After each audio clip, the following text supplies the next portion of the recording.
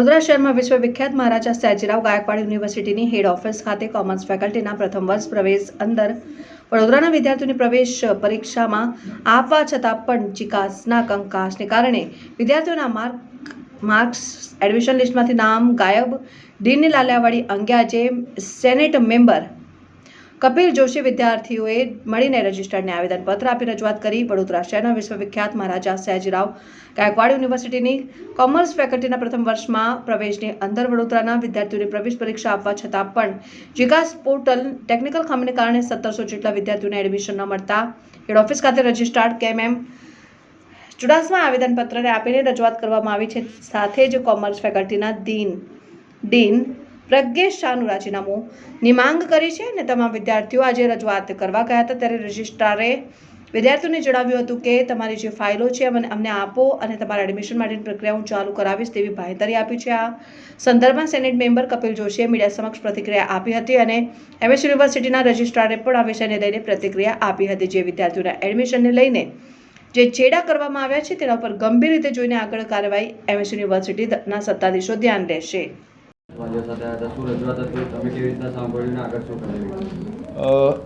Maharaja Sayajirao university of બરોડામાં અત્યારે admission ચાલી રહ્યા છે. જીકાસ થ્રુ આ વર્ષે પણ જે એડમિશન થઈ રહ્યા છે, ખાસ કરીને રજૂઆત એમની કોમર્સ ફેકલ્ટીના એડમિશનની હતી. અમુક વિદ્યાર્થીઓ જીકાસ થ્રુ એપ્લાય કરતા હોય અને એન્ટ્રન્સ એક્ઝામ આપી હોય પણ સમહાવ એમનું મેરિટની અંદર નામ ન આવે ત્યારે વધારે ઉત્સુક અને ચિંતિત થતા હોય છે. એમાંના અમુક વિદ્યાર્થીઓ આજે અહીંયા આગળ એમનું રજૂઆત લઈને આવ્યા હતા કે 12th એક્ઝામ પાસ કર્યા પછી જીકાસની અંદર રજિસ્ટ્રેશન કરાવ્યું છે, એન્ટ્રન્સ એક્ઝામ પણ આપી છે તેવું એમનું કહેવું હતું, પણ હજી મેરિટ લિસ્ટની અંદર એમનું નામ આવ્યું નથી. એટલે કઈ જગ્યાએ ટેકનિકલ ગ્લિન્ચીસ છે એ જાણવા માટે થઈ અને આજે તમામ વિદ્યાર્થીઓને સાંભળ્યા અને કોમર્સ ફેકલ્ટી પણ આ વિદ્યાર્થીઓને એક જે ક્વેરી શૂટિંગ માટે ની તક આપી રહી છે કે જેની અંદર આવા વિદ્યાર્થીઓ હોય કે જેમને કોઈ ટેકનિકલ ગ્લિન્ચના કારણે થઈને મેરિટની અંદર એમનું નામ ન આવતું હોય તો તેના ઉપર પણ એ ઇસ્યુ પણ એડ્રેસ કરવાની છે. તો આ તમામ વિદ્યાર્થીઓ જે યુનિવર્સિટીમાં આવ્યા હતા તેમની પાસેથી તેમના રિલેવન્ટ ડોક્યુમેન્ટ્સ આજે મગાવવામાં આવ્યા છે અને કોમર્સ ફેકલ્ટીની અંદર એ ફાઇલ તૈયાર કરીને મોકલી આપીશું. કોમર્સ ફેકલ્ટી અત્યારે એક દિવસ આ જ કાર્ય કરી રહી છે કે આવા તમામ વિદ્યાર્થીઓ હોય તેમના સુધી પહોંચે અને તેમના ઇસ્યુને રિઝોલ્વ કરે. તો આ ફાઇલ પણ કોમર્સ ફેકલ્ટીમાં મોકલી આપીશું અને તરત જ આ બધાના વિદ્યાર્થીઓની જે ચિંતા છે એનું રિઝોલ્યુશન આવે તેનો એવો યુનિવર્સિટીનો પ્રયત્ન છે. સાહેબ, લાગે છે ત્યારે જીકાસ હોય છે ત્યારે તે વિવાદમાં જોયું છે ક્યાંક ને ક્યાંક એ જે પહેલાં જે પદ્ધતિથી એમએસના પોર્ટલથી એડમિશનની એ ચાલવી જોઈએ કે આની કોઈ રજૂઆત તમે ઉપર કરશો? જીકાસ એક એવો પ્રયત્ન છે કે વિદ્યાર્થીએ 5, 7, 10 યુનિવર્સિટીની અંદર ન જવું પડે અને સિંગલ વિન્ડો ઓપરેશનથી એક જ ફોર્મ ભરે ઇન હાઉસ એ એપ્લાય કરી શકે.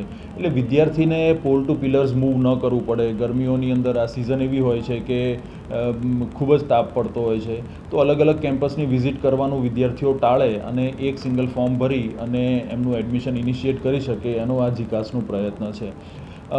પ્રયત્ન એટલા માટે છે કે એક તો કોસ્ટ સેવિંગ વિદ્યાર્થીનું થાય અને બીજું ટાઈમ સેવિંગ અને રિસોર્સિસ પણ બચે. હવે જ્યારે આ તમામ ડેટા તમામ યુનિવર્સિટીઝને ડિસ્ટ્રીબ્યુટ થાય છે અને પછી મેરિટ બને છે એમાં કોઈ જગ્યાએ ક્યારેક ટેકનિકલ ગ્લિન્ચ આવી જતી હોય છે, પણ એટ ધ એન્ડ આના રિઝોલ્યુશન્સ અને નંબર ઓફ રાઉન્ડ્સ જે થાય એની અંદર તમામ વિદ્યાર્થીઓના ઇશ્યુઝ એડ્રેસ થઈ જતા હોય છે. આ વખતે પણ યુનિવર્સિટીનો પૂરો પ્રયત્ન છે કે કોઈ પણ ટેકનિકલ ગ્લિન્ચ આવી હોય તે તમામ વિદ્યાર્થીઓના ઇશ્યુઝ સેકન્ડ રાઉન્ડ કે થર્ડ રાઉન્ડ સુધીની અંદર રિઝોલ્વ કરે અને તમામ લાયક વિદ્યાર્થીઓ જે એલિજિબલ થતા હોય તેમના એડમિશન પણ યુનિવર્સિટી કરે. વાઇસ ચાન્સેલરને રજૂઆત કરવા માટે આવેદનપત્ર આપવા શું છે આખું વિષય? કોમર્સ ફેકલ્ટીમાં આ વર્ષે જે પ્રથમ વર્ષ પ્રવેશની જે પરીક્ષા જે વડોદરાના વિદ્યાર્થીઓને દેવાની આવી એ ખરેખર પડિયા ઉપર એક પાટું કહેવાય.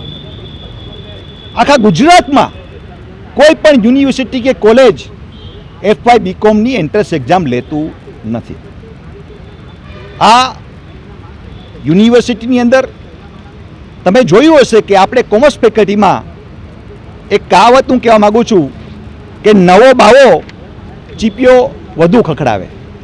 તો હાલનો જે નિમણૂક થયેલો ડીન પ્રોફેસર પ્રજ્ઞેશ શાહ એ આ પ્રવેશ પ્રક્રિયાની જે અહીંયા જે સિસ્ટમ નાખી એ ખરેખર સિસ્ટમ એક પૈસા કમાવા માટે છે અને એ સિસ્ટમ 200 રૂપિયા તમે વિચારો કે ઇન્ટરેસ્ટ રેટના ઉઘરાવે, 300 રૂપિયા જીકાસવાળા ઉઘરાવે, એટલે 500 રૂપિયાનો તો ચાંદલો વિદ્યાર્થીઓને એડમિશન મળે કે ના મળે, 500 રૂપિયાનો ચાંદલો તમારે કરી જ દેવાનો.